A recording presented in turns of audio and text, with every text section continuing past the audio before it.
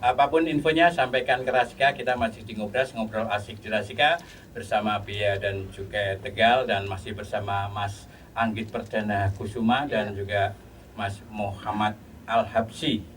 Ya, mantuk-mantuk itu paham atau ngantuk, Mas?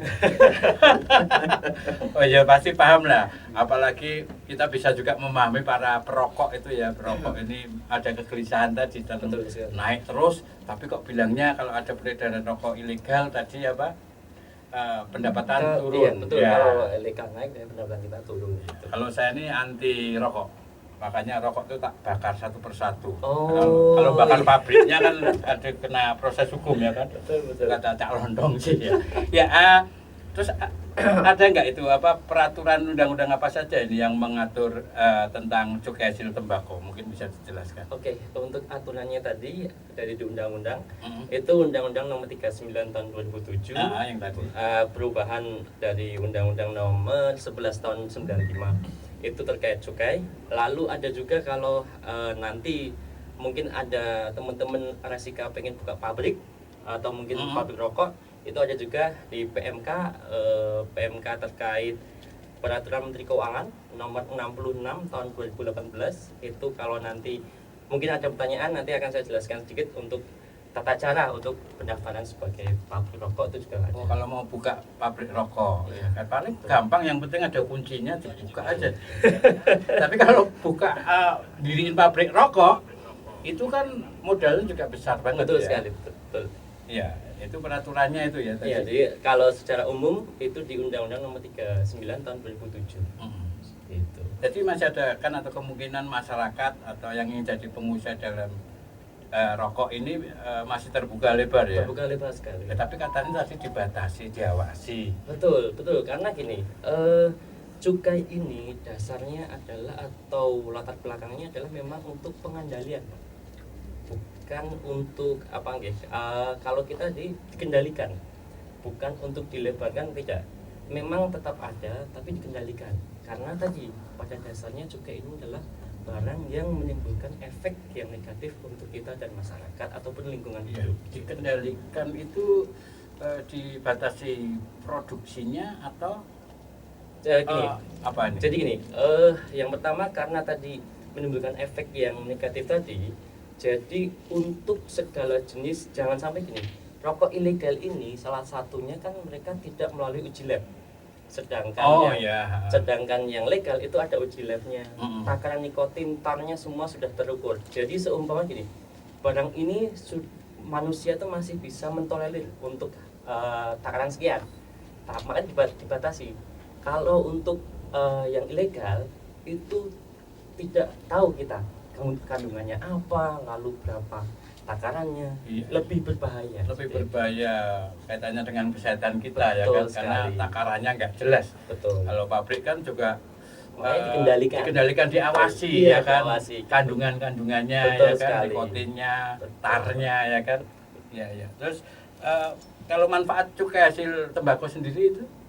Oke, untuk manfaat itu tadi ya untuk DPHCHT akan saya jelaskan lagi, saya perinci lagi.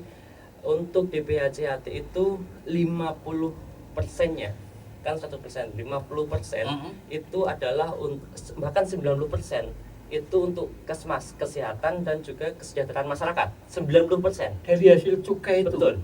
Oh, misalkan taruhlah satu kabupaten, misalkan di sini ya, di Pekalongan dapat 1 miliar misalnya, 900 jutanya untuk kesehatan dan kesejahteraan masyarakat, untuk bangun puskesmas, untuk jamkesmas, jaminan kesehatan masyarakat, lalu juga untuk petani tembakau dapat subsidi gitu. Hanya 10% untuk bidang penindakan. Jadi misalnya kayak gini, sosialisasi ini termasuk dari bidang pengawasan, itu hanya 10% saja. Jadi sangat besar sekali itu manfaat. Iya. Jadi manfaatnya 90% untuk kesehatan, 10% kesehatan dan kesejahteraan. Untuk daerah penghasil tembakau itu ya kan? Betul sekali. Oh iya, jadi dikembalikan lagi ya 90%, 10% untuk bidang penindakan, operasi, sosialisasi. Iya. Iya, itu manfaatnya ya. Manfaatnya. Terus ini upaya menertibkan rokok ilegal ini mungkin Mas Habsi, Eh, terima kasih. Penjelasannya panjang banget. Oh belum ya? belum Pak. Iya iya. Eh, kalau upaya untuk menertibkan rokok yang seperti yang sudah dilakukan oleh KPPC Tegal ya Pak khususnya ya, kita itu kan dengan adanya DBHCAT juga rutin mensosialisasikan tentang apa itu cukai, apa itu rokok ilegal. Jadi harapannya itu kan masyarakat bisa tahu juga nih apa itu rokok ilegal gitu ya. Jadi dengan masyarakat pada tahu, pada melek nih apa nih cukai, apa ini cukai ilegal gitu kan ya. Jadi diharapkan peredaran rokok itu ilegal berkurang. Selain itu juga kita ada operasi operasi pengawasan atas peredaran rokok, operasi penindakan juga termasuk di dalamnya gitu kan ya. Biasanya yang banyak peredaran rokok ilegal daerah mana aja mungkin? Kalau di kami Yang sudah dilakukan penindakan. di kantor Bea Cukai Tegal itu mengawasi 7 kabupaten kota dari Brebes sampai Batang. Terus sampai Batang. Betul. Untuk paling banyak biasanya untuk tahun lalu kita kalau melihat tahun lalu di Brebes. Oh Brebes. Brebes, betul sekali. Brebes karena itu adalah pintu keluar dari Jawa Tengah. Jadi misalkan kalau kita ada informasi ataupun ada info masuk ke kita, biasanya kita kan kebanyakan kalau rokok itu asalnya kan dari Madura, Malang, Jawa Timur, banyak sekali pabrik rokok yang ilegal itu dialirkan ke arah Sumatera. Jadi lewatnya kalau tempat kita bisa lewat Pantura, tol ataupun jalur selatan. Semua berkumpul di Brebes. Biasanya kita kalau penindakan, kalaupun penindakan itu terhadap bakulnya yang memproduksi, terus sanksinya apa? Oke, kalau untuk sanksinya sendiri, jadi dari orang yang menjual sampai pabrik kita bisa usut semua. Jadi ketika misalkan saya ambil contoh, ketika ada pengiriman barang dari Malang atau Madura atau manapun itu, kita tangkap di Brebes atau di Batang, itu pertama kita akan lakukan penyidikan dulu. Apakah ini memang satu rokok ilegal? Kalau sudah rokok ilegal, untuk orangnya yang membawa itu kita juga lakukan penyidikan. Apakah dia melanggar pasal-pasal pidana terkait cukai? Karena ada pasal pidana di situ. Kalaupun memang terjadi pelanggaran pidana, maka akan proses penyidikan sampai dengan nanti jatuh hukuman penjara. Ada hukuman penjaranya untuk orang yang menjual. Kalau yang menikmatin rokok seperti peredaran narkoba, yang menikmati kan juga kena. Ini iya. menikmati itu enggak ya kalau itu ya. Kalau untuk penikmat sementara diaturnya belum ada. Tapi ada raperda mungkin ketika menikmati Betul. rokok di ruang tertutup atau tempat umum itu ada aturannya juga. Iya, itu aturan dari perda masing-masing. Ada masing-masing. Kalau untuk aturan cukai sendiri, untuk penikmat belum ada. Masih di tahap penjual atau menyediakan untuk dijual. Iya. Tapi ini kan di masyarakat yang kayak sebenarnya kok rokok muda terus ini dalam rangka untuk mencegah, untuk biar masyarakat sehat atau untuk menaikkan pendapatan negara. Itu kan pertanyaan yang di masyarakat itu biasa. Itu tadi sebenarnya salah satu fungsi cukai itu kan ada dua sebenarnya Pak. Yang pertama itu sebagai fungsi budgeter ya kan, dimana budgeter itu ya memang cukai ini salah satu alat untuk menambah penerimaan negara juga. Dan yang kedua itu ya sebagai fungsi regulator, dimana salah satunya itu caranya dengan mengendalikan peredaran BKC. Jadi memang dua-duanya ini masuk ya kan. Kenapa cukai beredar terus-terusan, tapi kok cukainya naik terus gitu kan? Ya memang dua-duanya fungsi cukai.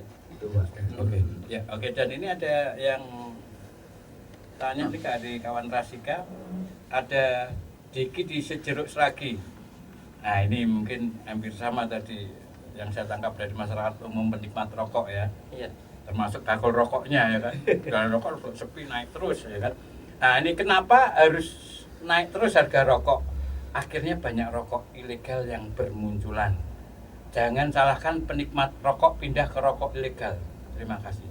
Ya, banyak sekali pertanyaan seperti itu Pak. Kalau misalkan kita sosialisasi, kenapa sih rokok itu harganya selalu naik gitu kan? Kan kita orang-orang yang mungkin penghasilannya nggak naik-naik, akhirnya kan bingung mau kemana gitu kan. Jadi gini, kenapa rokok itu naik? Yang salah satunya yang pertama tadi sudah disebutkan, terkait pengendalian tadi.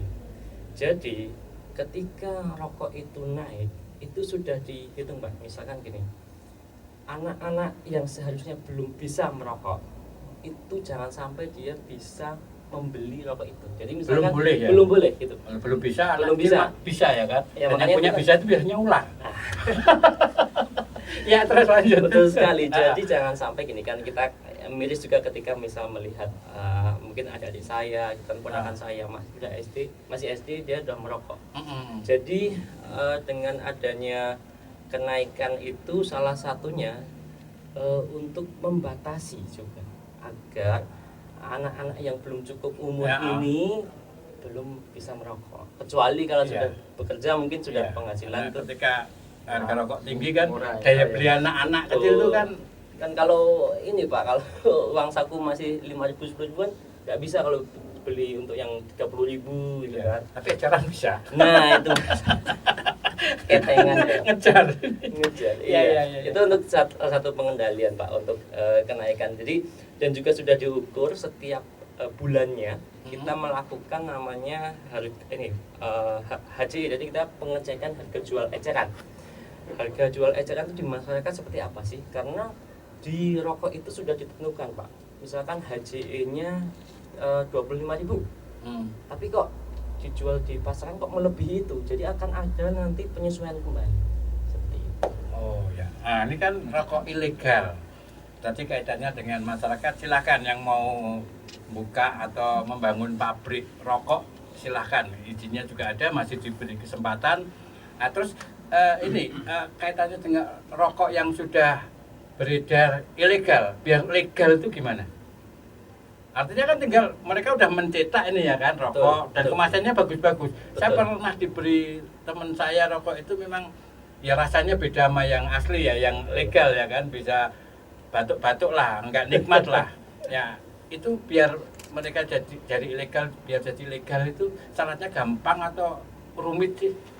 Sebenarnya sih mudah. Jadi gini, untuk aturan sendiri ketika misalkan taruhlah saya itu mencetak rokok ilegal misalnya gitu kan. Justru kalau kayak gitu kami ingin rangkul teman-teman yang memang dia UKM ya, kecil-kecil untuk dapat melegalkan. Salah satu caranya adalah adanya NIB Pak. NIB itu apa? Betul, nomor induk berusaha.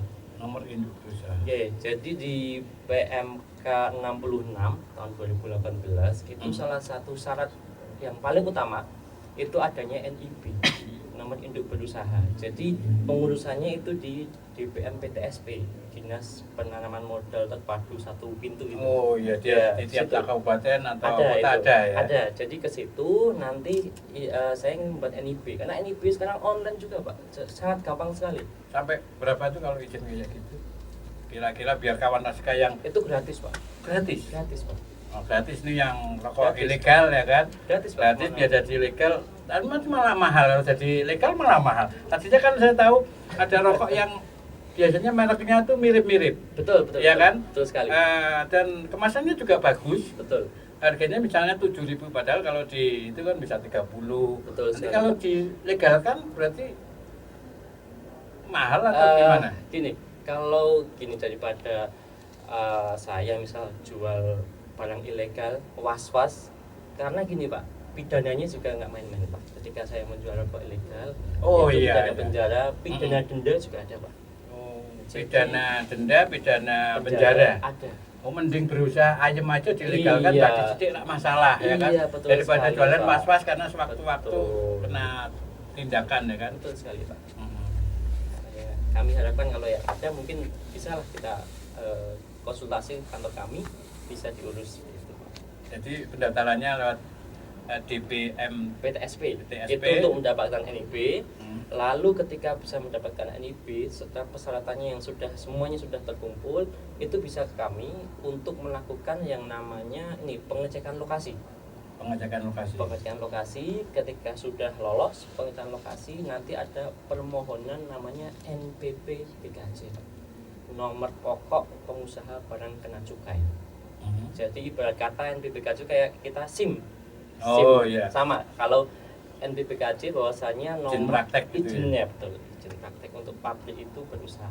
Itu prosesnya memakan waktu berapa hari, berapa minggu? Eh, Kayak gitu itu. Kalau untuk Kan kalau kelamaan kan kadang kan yang mau diriin repot udah dah. enggak Pak, legal aja.